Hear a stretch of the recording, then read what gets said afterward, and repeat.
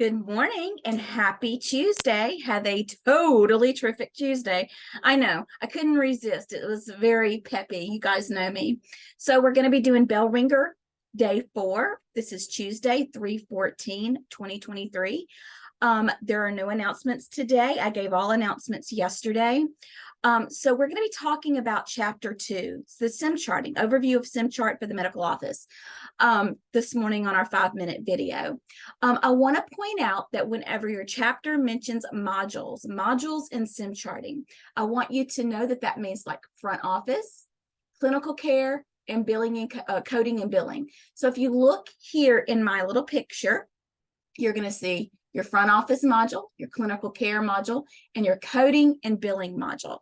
That simply means when you click on one of these, that is where you're going to be going. For example, we're in the front office module here in the picture, which is just our scheduling matrix. It's our calendar.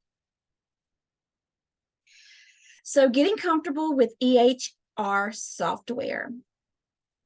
SCMO, which is the SIM chart for the medical office, is a type of software as a service. SimChart is able to function in a variety of locations, and all of your data are specific to you. So feel free to explore your SIM charting. Talked a little bit about that yesterday. Have fun, get in there. Add patients, add your daughter, add yourself, add your mom, add your neighbor, and just play. Make up the information just so you can get very comfortable with the system. Modules for the front office. You're going to have your appointment matrix, and this can be established by adding the block or another appointment slot. So get in and practice that.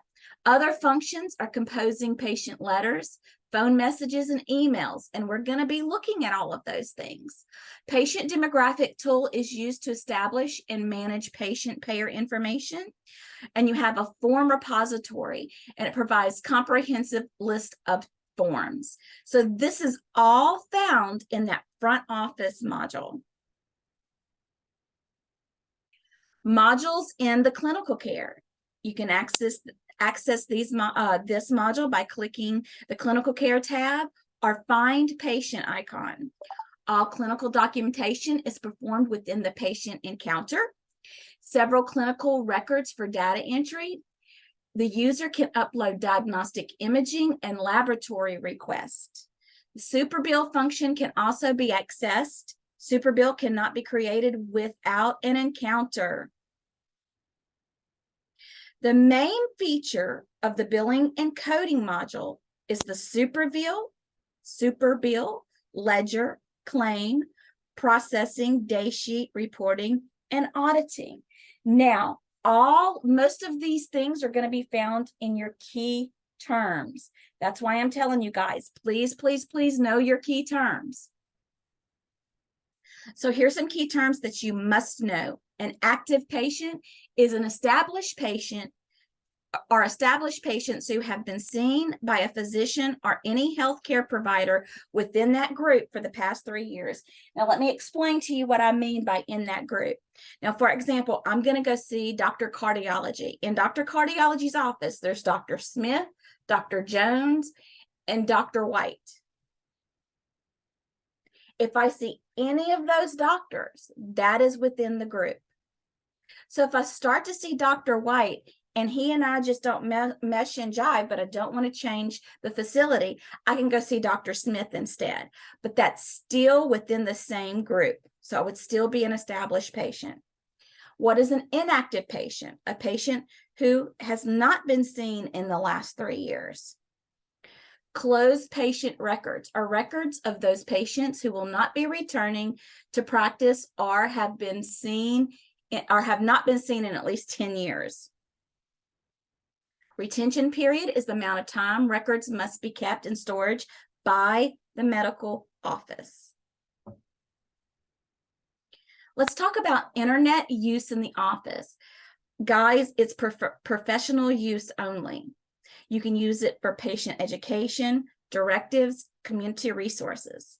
You cannot use it for personal use. Avoid blogs, social media, and personal email accounts during work hours. Do not download any software or apps without permission performs a virus check daily. Most offices perform a virus check daily on their systems. Sorry, that was not a full sentence when I said it to begin with. But you need to avoid internet use at all costs for personal use. Can't do it. Cannot do it. So that is our video for today. Please pay attention to key terms. They're so important. So I would advise you to go back to chapter 1 and review those key terms, and then continue to review key terms in chapter 2. Do not skip out on these key terms. Make notes, make flashcards, whatever you need to do. And we are using Quizlet to learn those also.